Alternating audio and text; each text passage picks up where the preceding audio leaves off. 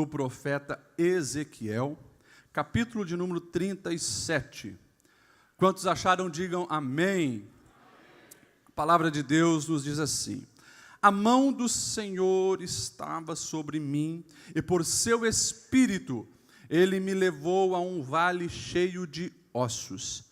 Ele me levou de um lado para o outro, e pude ver que era enorme o número de ossos no vale, e que os ossos estavam muito secos.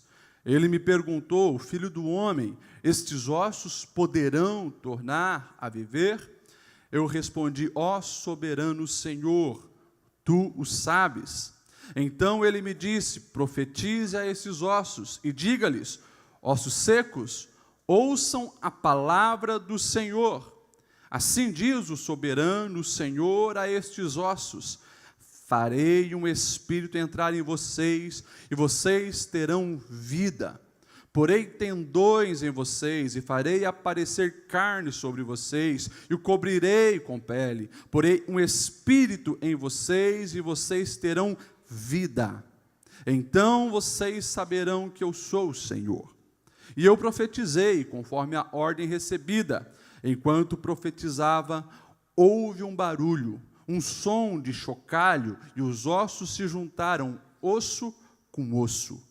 Olhei, e os ossos foram cobertos de tendões e de carne, e depois de pele, mas não havia espírito neles. A seguir, ele me disse: profetize ao Espírito, profetize, filho do homem, e diga-lhe: assim diz o soberano, o Senhor, venha desde os quatro ventos, ó Espírito, e sopre dentro desses mortos para que vivam.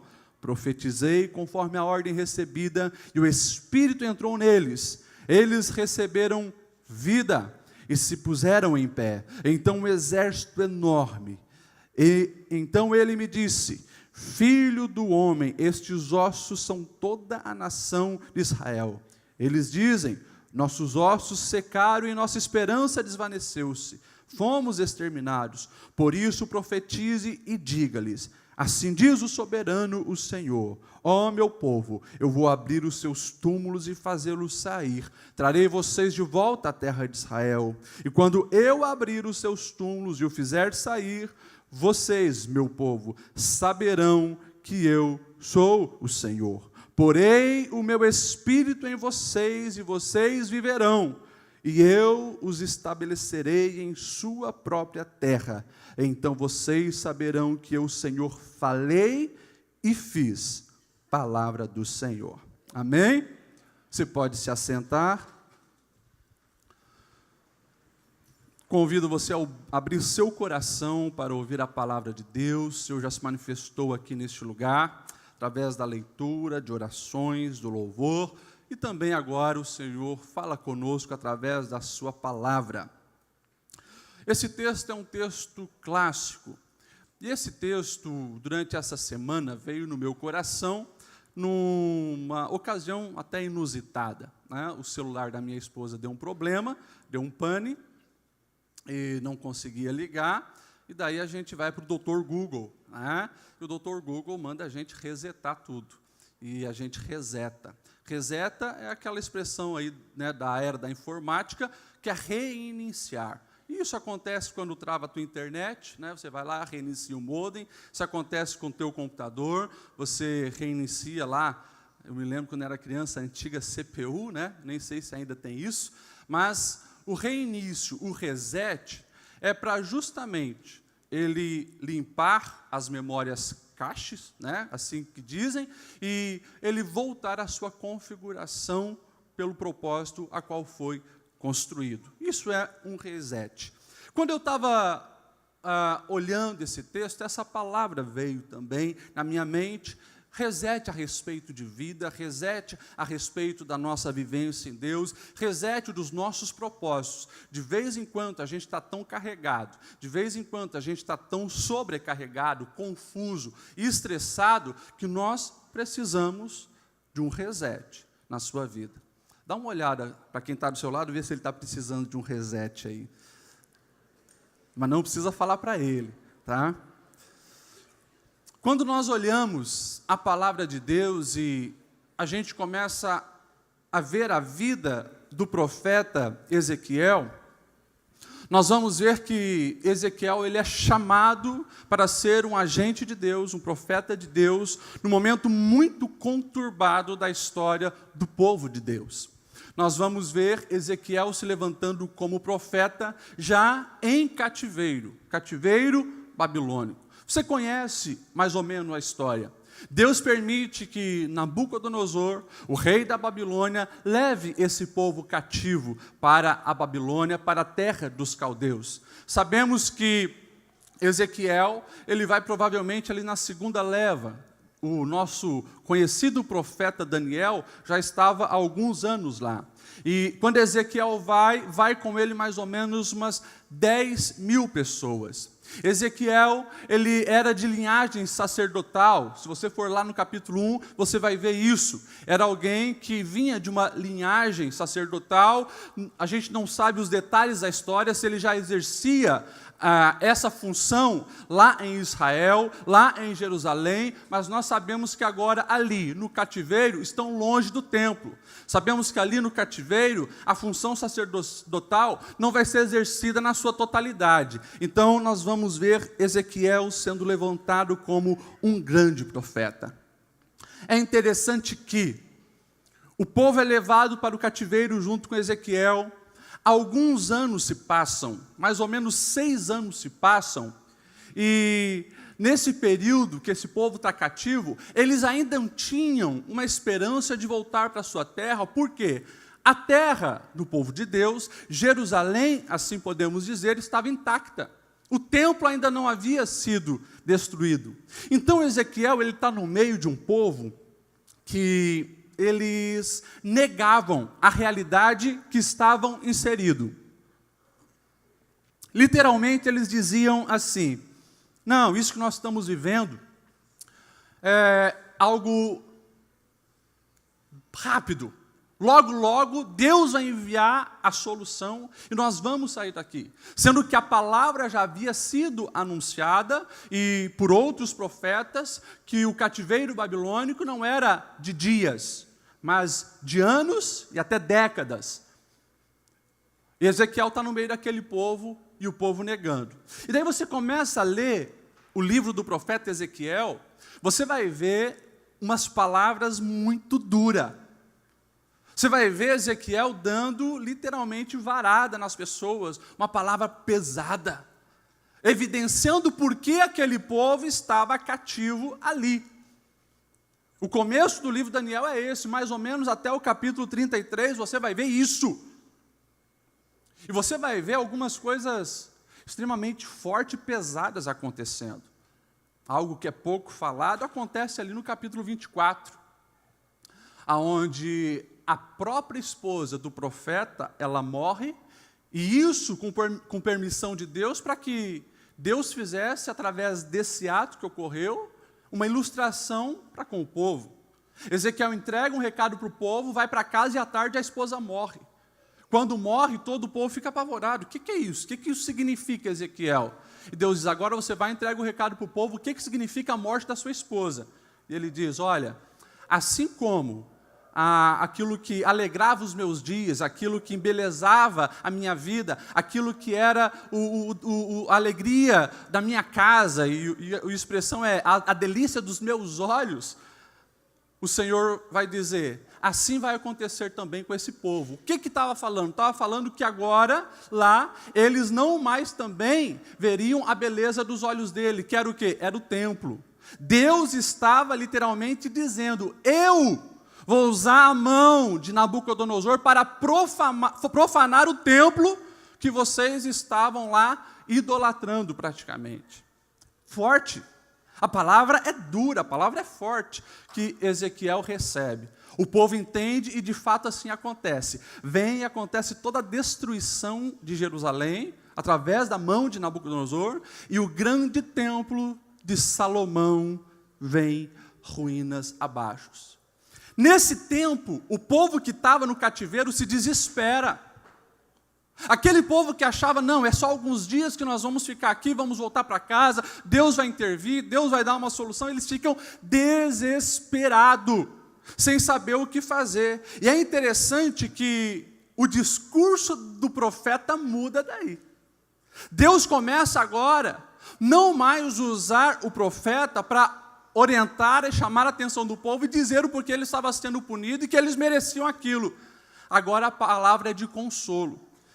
Quando nós lemos o capítulo 33, verso 10 e 11, você vai ver o povo, literalmente, a pergunta que eles faziam era: e agora, como viveremos? E agora, como poderemos viver? Daí vem o profeta e ele diz assim: filho do homem, diga à nação de Israel, é isso que vocês estão dizendo, que as nossas forças e pecados são um peso sobre nós, estamos desfalecendo a cada dia, como viveremos? Mas diga para eles, Ezequiel, que eu, o Senhor, juro pela minha vida, isso é a palavra do soberano, não tenho prazer na morte dos ímpios, antes eu tenho prazer em que eles se desviem dos seus caminhos e vivam, voltem-se dos seus maus caminhos. Nós vamos ver, a partir desse versículo, nós vamos ver agora palavras de promessa de restauração. O Senhor começa agora, através do mesmo profeta, trazer palavras aonde o povo poderia ter alguma esperança, ver uma luz no fim do túnel. E isso começa a acontecer e vai até o final do livro de Ezequiel, no capítulo 48. Mas quando chega no capítulo 37, que é o capítulo que nós lemos aqui, salta aos nossos olhos a beleza que o Senhor traz uma ilustração, que você já ouviu algumas vezes falar desse tal de vale dos ossos secos. O Senhor, Ele traz Ezequiel para o meio desses ossos que há muito tempo estavam secos, não tinham vida, não tinham nada. E Deus faz uma pergunta: você crê, você acredita que esses ossos podem voltar à vida? Ezequiel responde: tu sabes, Senhor. Numa versão mais original, tu podes, Senhor. Quando nós falamos a respeito desse capítulo de Ezequiel, eu preciso fazer um paralelo com a nossa realidade de Brasil. Estamos, claro, muitos anos depois, mais de 3.500 anos depois, 2.500 anos depois. Mas quando nós lemos a palavra de Deus, o próprio apóstolo Paulo, ao contar os relatos que Deus fez lá no Antigo Testamento, desde a saída do Egito e assim por diante, Paulo, aos Coríntios, capítulo 10, verso 11, ele vai dizer: tudo isso aconteceu como exemplo para nós hoje, estão escritos como advertência, porque é chegado o fim dos tempos. Então, quando nós olhamos a realidade da nossa nação, a gente precisa olhar lá para trás e aprendermos algumas coisas importantes que a nação de Israel vivenciou. E quando nós olhamos para a nossa realidade no Brasil, nós estamos também em crise. Nós estamos, coloco entre aspas isso, em cativeiro. Nós estamos frustrados. E quando a gente conversa com as pessoas na rua, conversa com as pessoas no trânsito, essa semana mesmo, conversando com algumas pessoas da nossa igreja, dos comércios, praticamente não se tem esperança ainda esse ano de uma boa mudança econômica. Estamos vendo uma insegurança, uma política toda corrupta. Enquanto não for eleito o novo presidente, está todo mundo assim, os investidores estão com a mão fechada, o Brasil no ranking de lugares bons para ser investido, cada vez fica mais para baixo. Essa é a nossa realidade. Mas poucos falam que isso não fugiu do controle de Deus.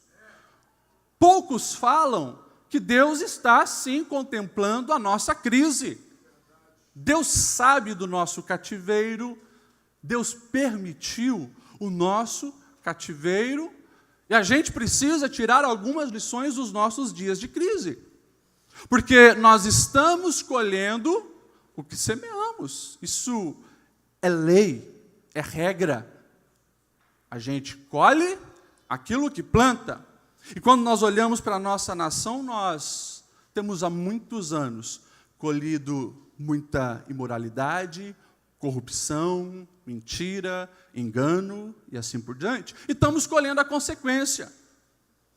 A coisa é tão feia na nossa nação Brasil que o vício ele é associado com descontração e felicidade.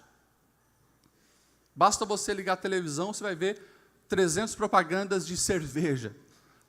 Todas elas associadas com um momento extremamente feliz. Sol, praia, gente sorrindo e assim por diante.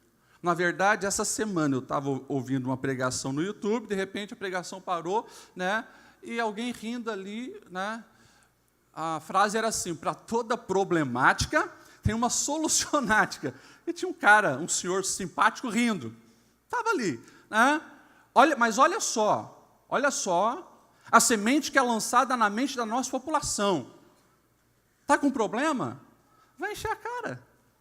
Está na crise? Está com dificuldades na família? Está com problema financeiro? Vai encher a cara. A gente vê uma propaganda dessa, na nossa mente, talvez, já tão acostumada com essa podridão, a gente nem para pensar que ali está o início de muita destruição de casamento, de muitas vidas que começam assim, com um copo de cerveja na mesa do bar para esquecer os problemas da vida.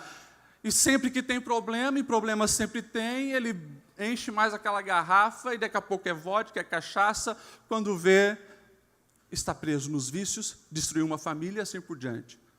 A gente não para pensar que a mídia tem feito isso. Primeira notícia hoje, capa dos jornais, pelo menos virtuais, sobre estupros no Rio de Janeiro. 9 ou 11, acho, por dia que é registrado. Né? E a mídia dá-lhe pau. Onde já se viu uma coisa dessa? Claro, os homens que fazem isso estão totalmente errados e caminhando para o inferno. Só que eles não param para ver o contexto onde eles estão inseridos. Eles não param para pensar que essa programação nojenta que está na televisão, que só mostra peito e bunda, eles não param para pensar como isso tem deturpado a mente das crianças, adolescentes, jovens, que coloca a mulher numa posição lá embaixo inferior. Eles não param para pensar, a mídia não para pensar que eles são os produtores dessa geração que eles estão vendo aí, porque vivem exaltando funkeiros com música deturpada, que tira realmente a centralidade do amor para qualquer relacionamento. Eles são responsáveis por isso, mas não param para pensar, jogam lá, e muitas vezes querem culpar quem não tem culpa.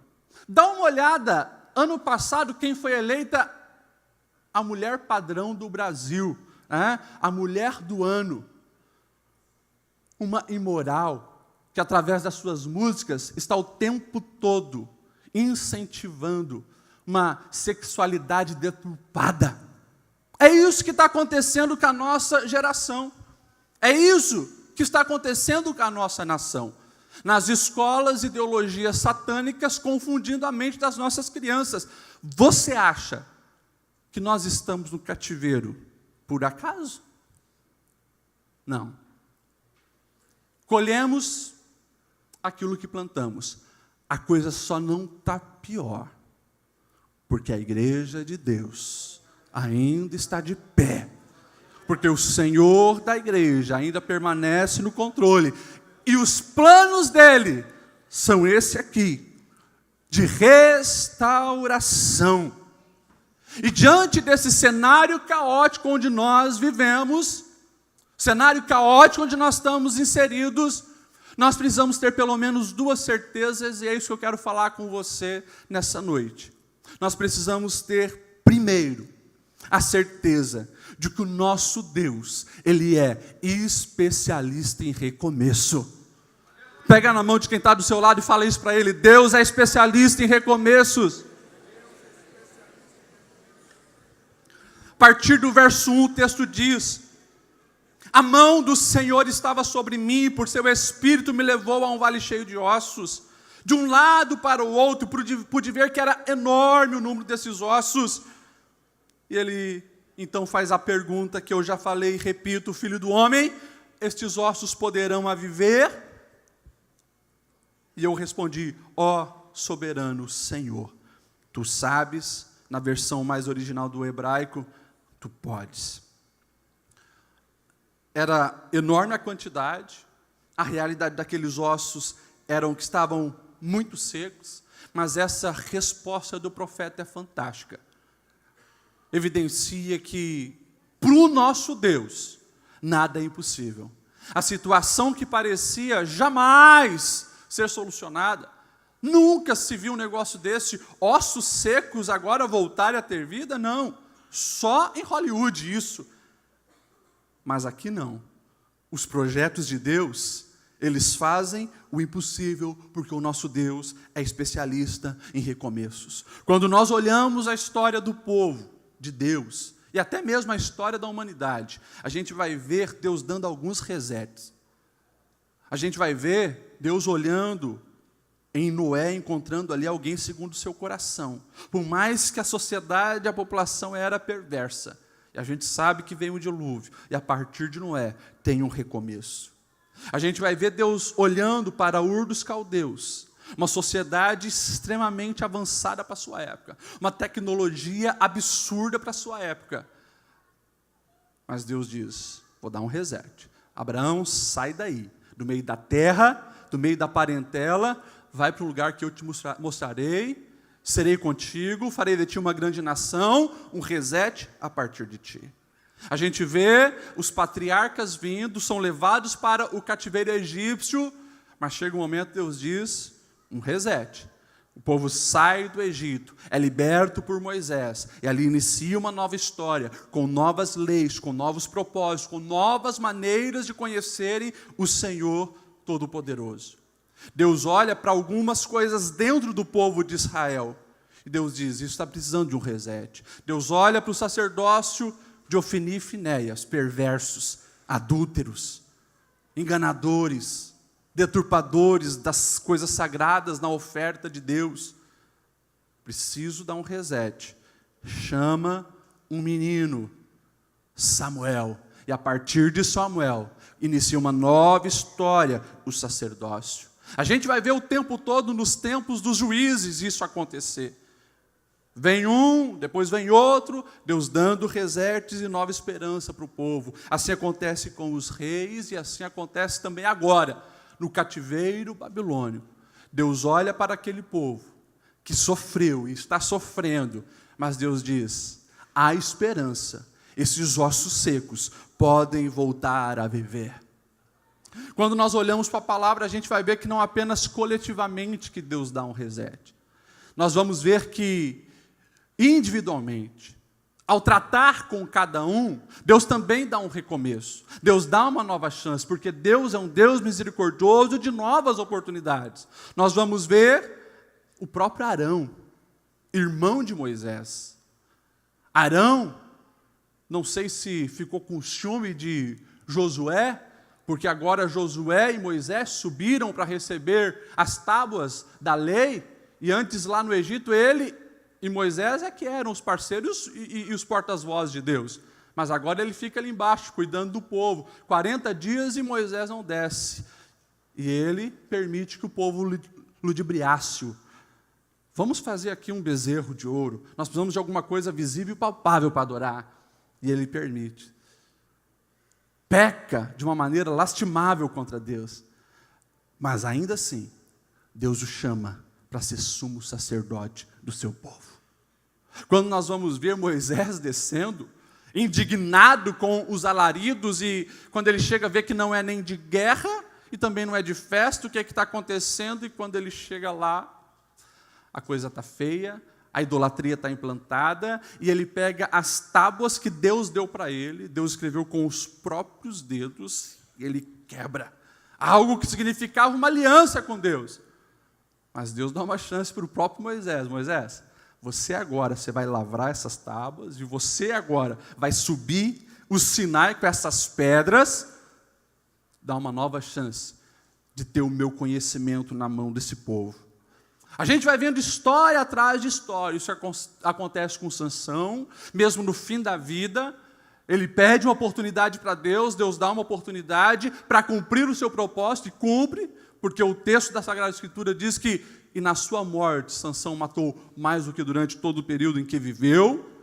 A gente vai ver isso acontecendo com Isaías. Até o capítulo 6 é o profeta que aponta o dedo para todo mundo, ai desse, ai desse, ai desse, mas quando ele tem uma experiência com Deus, ele fala, ai de mim, porque eu vi o Senhor. E a partir daí o ministério de Isaías foi totalmente diferente. Nós vamos ver isso acontecendo na vida de Jonas.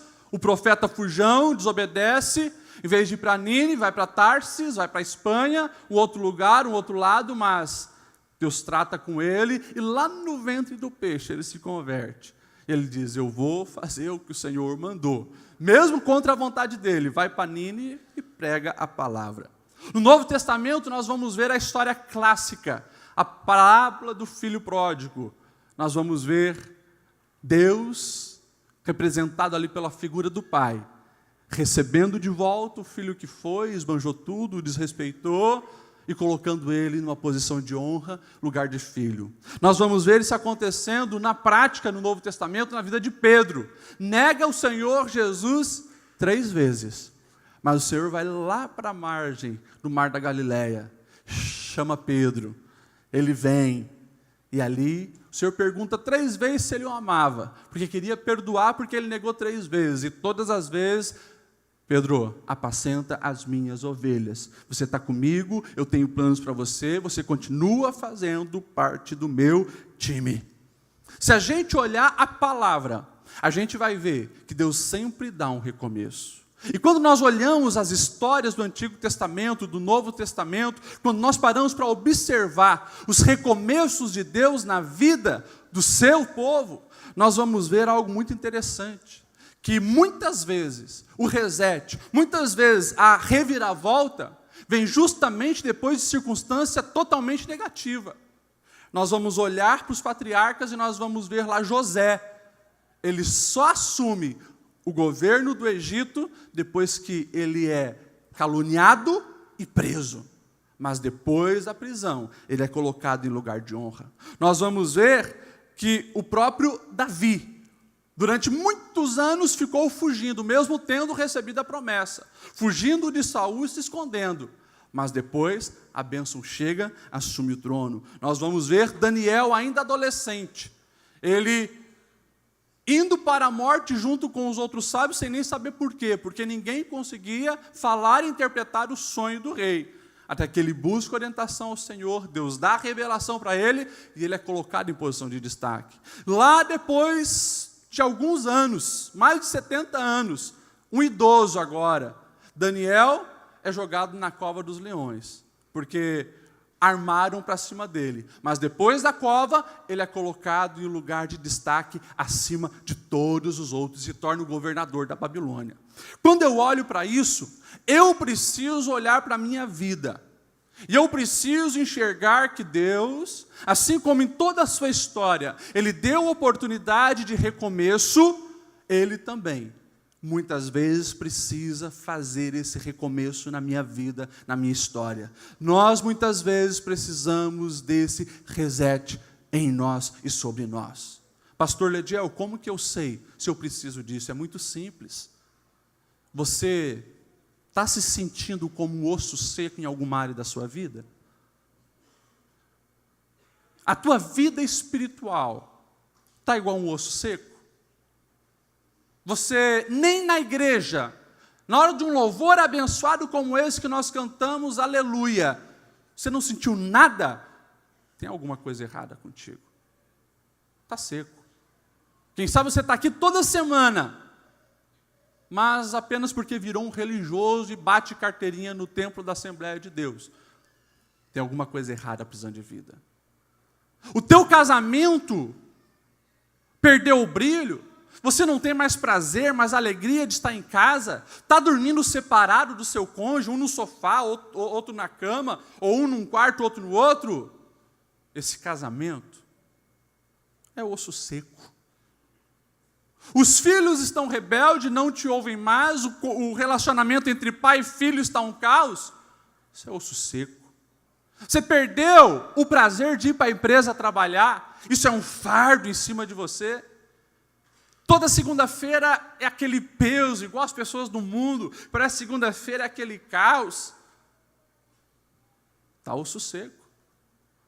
Então é você que precisa olhar pelo espelho da palavra de Deus e ver como é que está a sua vida. Você, jovem, está aqui, mas sem propósito. Não sabe aonde quer chegar, não sabe se está feliz com a vida, tudo tanto fez quanto tanto faz. Osso seco. Está precisando de vida. Mas ainda bem que o Deus que dá vida, o Deus que restaura, o Deus que faz ali nascer músculo, pele, os tendões e dá o sopro de vida, Ele é o mesmo ontem, hoje, eternamente. Abra o teu coração para Ele e aproveite que você serve um Deus de recomeços e deixa Ele dar um reset na sua vida, deixa Ele dar um restart, reinicie os projetos que Ele tem para você. Você precisa sair daqui entendendo que o nosso Deus, Ele é um Deus de recomeços. A segunda verdade, que está clara aqui, verso 4 e 5 diz: então Ele me disse, profetize a esses ossos e diga-lhes, ossos secos, ouçam a palavra do Senhor. E Ele diz, assim diz o Espírito do Senhor a estes ossos, farei o Espírito entrar em vocês e vocês terão vida. É interessante que o recado de Deus não era para o profeta Ezequiel. O recado de Deus está bem claro, é para o povo dele. Se você ler o verso 11 e 12, você vai ver isso claramente. Então ele me disse, filho do homem, esses ossos são toda a nação de Israel. Eles dizem, os nossos ossos secaram, a nossa esperança desvaneceu-se, fomos exterminados. Então profetize e diga, assim diz o Senhor, ó meu povo, eu vou abrir os túmulos e vou fazê-los sair, trarei vocês de volta à terra de Israel. A restauração da nossa nação, que está esse caos todo, ela passa pelo povo de Deus, que ouve a voz de Deus e obedece à palavra de Deus. E se a restauração do Brasil passa pelo povo de Deus, ela precisa passar por mim e por você. Nós somos o povo de Deus. E antes de chegar no macro, começa no micro. Antes de chegar no coletivo, inicia no individual. Todos nós precisamos dessa restauração. A questão é, eu quero isso, eu estou disposto para isso, eu estou me abrindo para isso, ou eu faço parte apenas do grupo que chora e lamenta? Ou será que eu faço parte apenas do grupo que aponta o dedo e critica? Porque hoje o que mais tem é gente para criticar. Os pastores são frios, os pastores são isso, essa igreja é desse jeito. Só que não ergue a mão, não adora, não busca, não quer intimidade com Deus, e a culpa é sempre da liderança, da igreja ou dos outros. Claro, isso é a síndrome de Adão e Eva. Desde o momento que pecaram, é transferir a culpa um para o outro. Agora, recebe espírito de vida aquele que reconhece que precisa, aquele que se humilha, aquele que clama, aquele que ora, aquele que busca, aquele que de fato quer a presença do Senhor. Agora, eu já tomei uma posição, eu me recuso a sentar na roda dos escarnecedores. Eu me recuso a sentar na roda daqueles negativistas. Eu me recuso a sentar na roda dos caluniadores. Eu quero estar na mesa de Deus, desfrutando dos banquetes de Deus, da presença de Deus. Fale o que quiser, pense o que quiser, eu estou indo com Deus. É assim que a gente tem que se posicionar, porque senão a gente pira, a gente vira osso seco.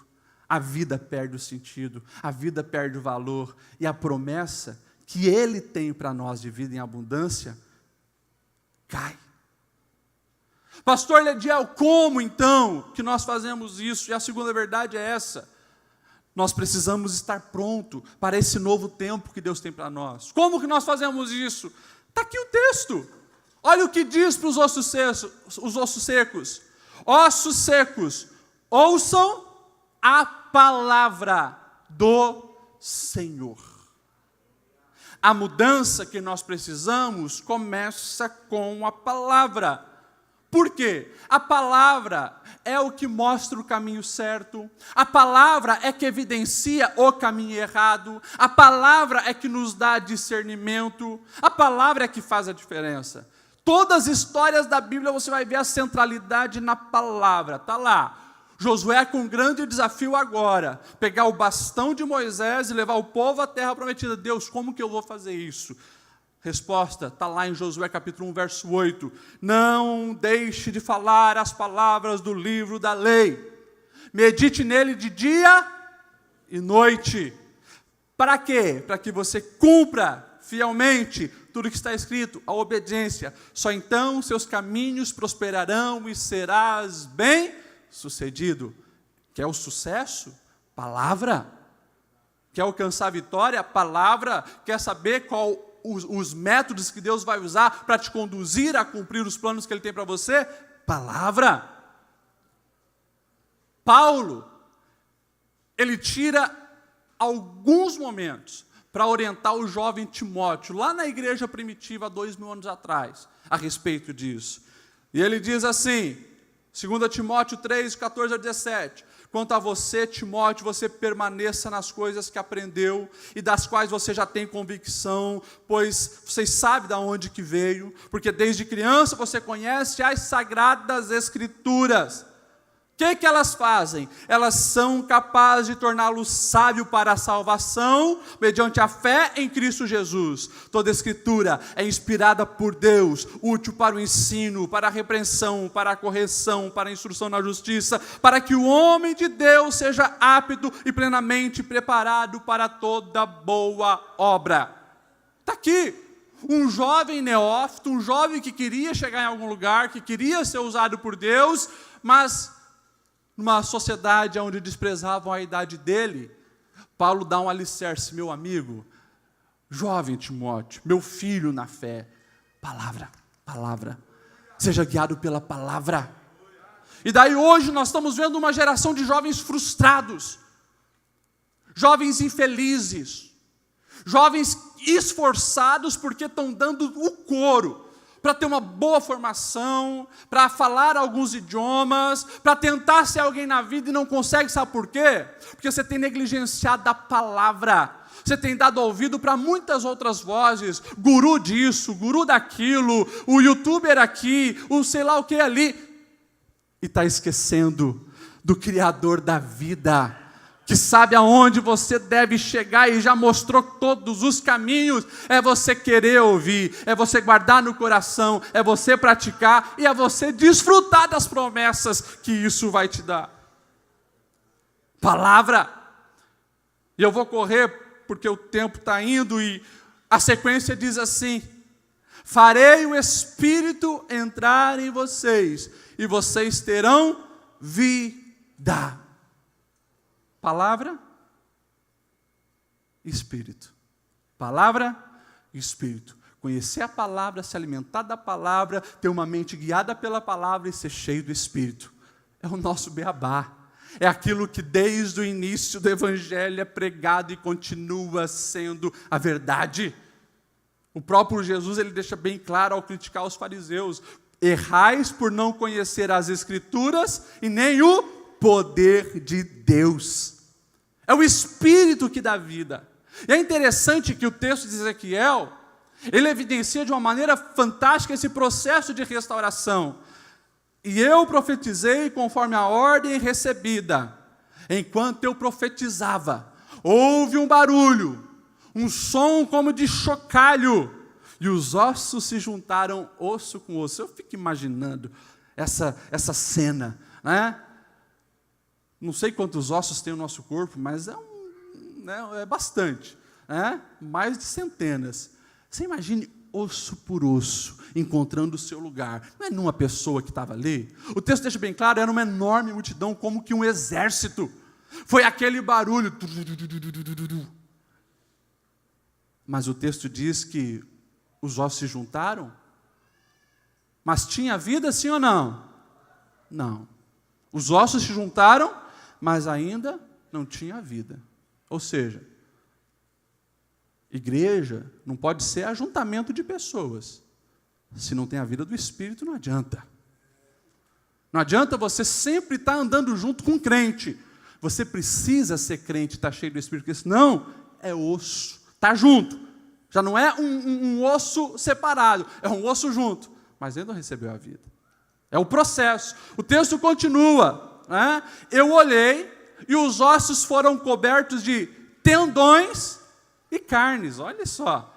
Era só um esqueleto. Agora já tem tendão e tem carne. Agora tem uma estrutura. Agora, quem sabe, você já está fazendo alguma coisa na igreja. Você até conseguiu um cargozinho. Mas ainda não tem vida. Porque o Espírito Santo ainda não tem a comunhão que precisa ter contigo. E o texto continua. Então, eu olhei, os ossos foram cobertos de tendões e depois veio pele. Pele. Já viu alguém sem pele? É terrível. Pele fala de aparência. Você está na igreja, você até tem uma função na igreja, você agora está parecendo mesmo um crente. Quem olha para você, não, olhando assim é um crente. Mas tem muita gente vivendo só de aparência. Ainda não recebeu o Espírito. Tem a estrutura, tem a unidade dos ossos, tem a aparência, mas não tem vida. Está sem vida. É máscara. É outra face. É só aparência. Entrou na onda da sociedade da ostentação, onde o que importa é a aparência. Não importa se você é, o que importa é a aparência. Se esquece que o nosso Deus é aquele que sonda o coração. É aquele que conhece além das máscaras. Esse é o nosso Deus. Mas não para por aí. Porque depois o texto diz que o Espírito vem. E só daí, a junção de ossos, a junção de músculos, a pele, começa a ter um sentido. Porque daí ganha vida. E aqui está o desejo de Deus para cada um de nós. É que nós venhamos ter vida nele, é que o Espírito esteja realmente fluindo, tenha conexão com o Espírito, é ser cheio do Espírito. E como eu falei, crentes cheios do Espírito são a solução para a nossa nação. Melhor, crentes cheios do Espírito são os antídotos para a podridão desse mundo caído. Tem que ser cheio do Espírito. É por isso que lá no Novo Testamento, quando o Senhor Jesus ele é assunto ao céu, ele deixa uma ordem: olha, vocês esperem, até que sobre vocês o Espírito venha.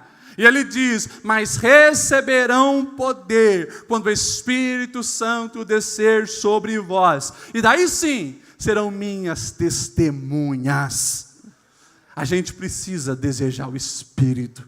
A gente precisa querer o Espírito de vida. A gente precisa ter intimidade com esse Espírito. É Ele que faz toda a diferença. Paulo, nós vamos ver, vai falar desse Espírito. Os evangelhos vão falar desse Espírito. O próprio Jesus deixou bem claro, Lucas 16:10. Quem é fiel no pouco, também é fiel no muito. Quem é desonesto no pouco, também é desonesto no muito. Assim, se vocês não forem dignos de confiança em lidar com as riquezas deste mundo ímpio, quem lhes confiará as riquezas verdadeiras de Deus? Isso só acontece quando nós valorizamos a presença do Espírito Santo. Está achando que é pouco o que você até hoje conhece do Espírito Santo? Você está 30 anos na igreja e você acha, mas o Espírito Santo não fala mais comigo como falava. Começa a ser fiel no pouco que você já tem dele. Começa a valorizar a presença dele no pouco que você conhece. Você vai ver que ele vai te encher, ele vai te encher, e você vai ser alguém realmente que tem o fruto do Espírito na sua vida. O sopro do Espírito está aí em você. Nós precisamos desejar o Espírito Santo sobre nós. E o texto vai finalizar dizendo que só assim nós teremos conhecimento desse verdadeiro Deus. Verso 14 diz: eu porei o meu Espírito em vocês, e daí vocês viverão. Eu os estabelecerei em sua própria terra. Vocês saberão que eu, o Senhor, falei e fiz. Eu oro para que o Brasil comece realmente a mudar. Eu oro para que nós venhamos ser uma nação diferenciada. Mas a gente precisa entender que tudo começa com cada um de nós. Eu acredito num tempo de avivamento para a nossa nação. Na verdade, quando você viaja por aí, você vê que há uma expectativa na nossa nação, nas igrejas da nação, desse avivamento. Já faz alguns anos que eu saí do seminário, foi 2004, 2005, 2006, 2007. E já naquele tempo eu me lembro, todos os pregadores que iam lá no seminário falar com a gente, eles falavam, olha, Deus está se movendo na nossa nação, e Deus está levantando um exército para o avivamento. E a gente, desde aquela época, nós tínhamos essa certeza, que vamos fazer parte de um grande avivamento.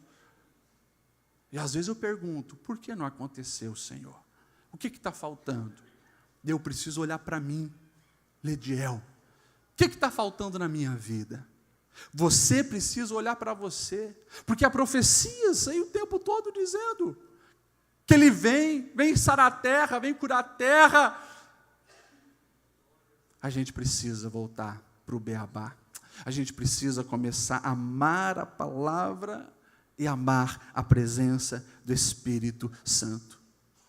A gente precisa viver todo dia o maior reset que já foi dado, que é o reset da cruz. Nós vamos cear, e você sabe que lá na cruz do Calvário, há 2000 anos atrás, uma nova porta se abriu para todos, uma nova oportunidade. O plano da salvação se concretizou de fato em Cristo Jesus, porque ali Ele estava pagando a nossa dívida, ali estava perdoando os pecados, ali o véu se rasgou, ali Ele abriu um caminho para Deus, que a gente precisa todo dia querer estar nesse caminho, que a gente precisa todos os dias desejar estar no centro da vontade do Senhor e dizer, Senhor, se precisar acontecer um reset na minha vida, que assim seja. Se precisar acontecer um reset na minha família, que assim seja. Se precisar ter um reinício no meu ministério, que assim seja. Se precisar ter um recomeço na minha vida de fé, que assim seja. O que não pode é continuar sendo osso seco. Amém? Se coloque em pé.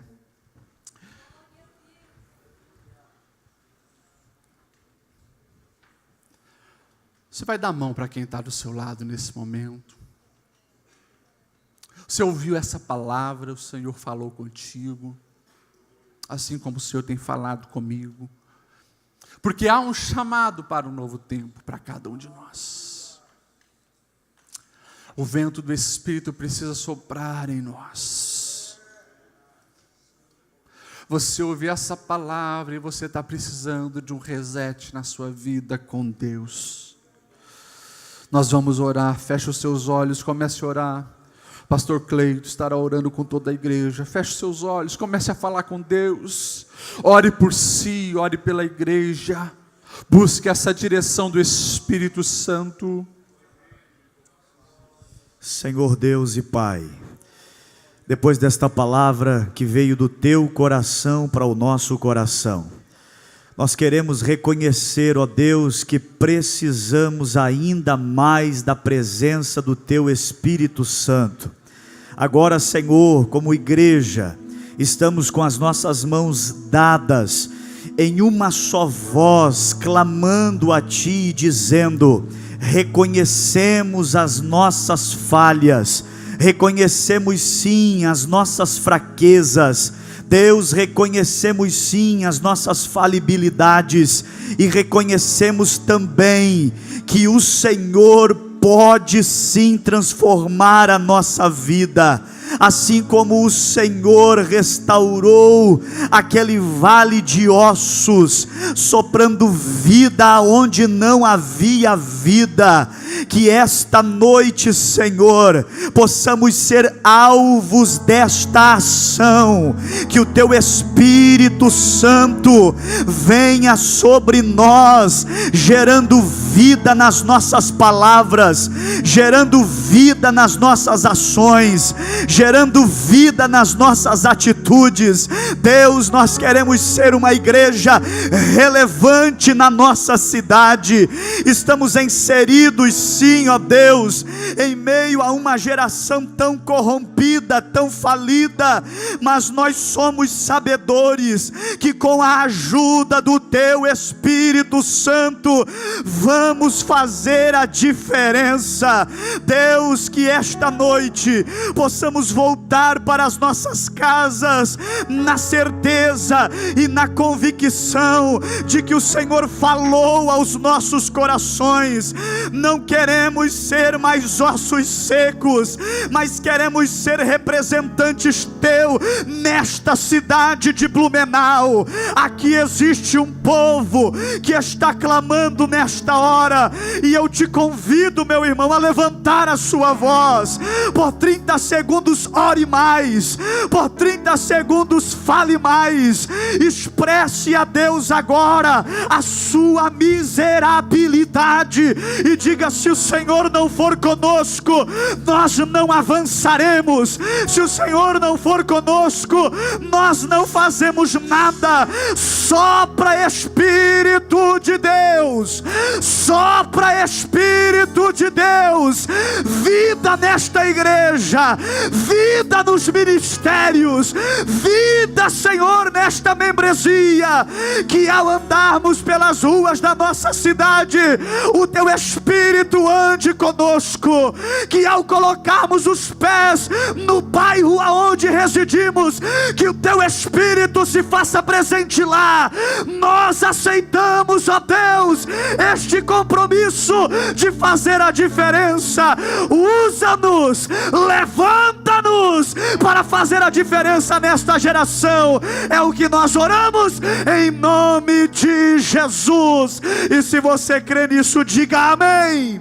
Dê um abraço na pessoa que está do seu lado, bem apertado, e diga: não seja osso. Aleluia. Deus vai te usar.